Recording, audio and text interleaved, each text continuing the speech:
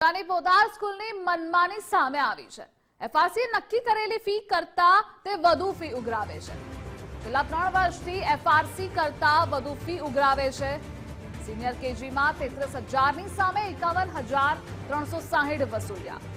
Junior કેજીમાં 33,000ની સામે 48,000 વસૂલ્યા। નર્સરીમાં 33,000 સામે 43,200ની fee વસૂલી કરાઈ। દરેક ધોરણમાં 12,000થી લઈ 15,000 વધુ ઉઘરાવ્યા છે। આટલી ફી ઉઘરાવ્યા બાદ પણ સુવિધા નથી મળતી। એફઆરસીના રજૂઆત છતાં પણ કોઈ જવાબ નથી મળતો।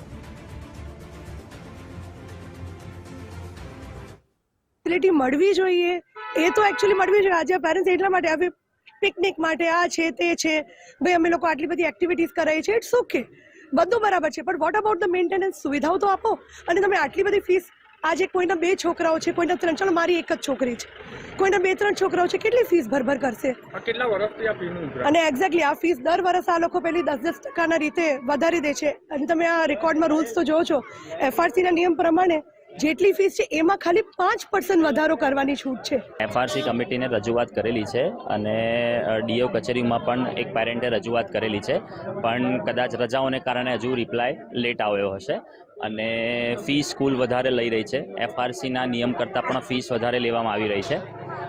બીજું, ઓલરેડી એફઆરસીના નિયમ પ્રમાણે દર વર્ષે 5%નો વધારો થવો જોઈએ, એના કરતાં પણ એ લોકો વધારે ફી લઈ રહ્યા છે। ફી ઓલરેડી વધારે લઈ રહ્યા છે, એના કરતાં પણ દર વર્ષે પ્લસ એની ઉપર બીજો વધારો નાખી રહ્યા છે।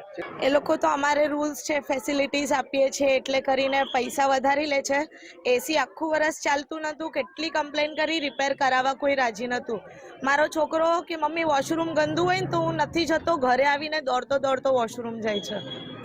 એવરી મંથ ફૂડ સ્ટોલ્સ લગાવે છે, સ્કૂલ કમાતી હોય ગમે ત્યાં નાખતી હોય પૈસા, પણ દર મહિને સ્પોર્ટ્સ એક્ટિવિટી કરાવો, સ્પીકિંગ એક્સપોઝર આપો, બીજું કંઈ કરાવો જેમાંથી છોકરાઓને બેનિફિટ મળતું હોય।